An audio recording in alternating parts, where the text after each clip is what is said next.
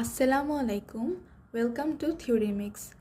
আজকের ভিডিওতে আমরা ম্যাট্রিক্স ও নির্ণায়ক চ্যাপ্টারের খুবই সহজ বাট খুবই ইন্টারেস্টিং একটা ম্যাথ করব।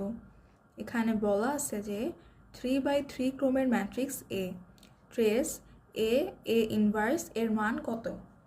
এখন আমরা জানি ম্যাট্রিক্সের একটা প্রপার্টি, যে কোনো ম্যাট্রিক্স যদি এ হয় এবং তার যদি ইনভার্স ম্যাট্রিক্স তার সাথে গুণ হয়ে যায়, তাহলে সেটা ইজ ইকুয়ালস টু আমাদের আই হয়ে যায়।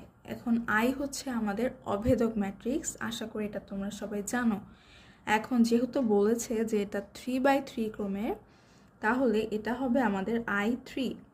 এখন I3 আমরা কিভাবে লিখতে পারি?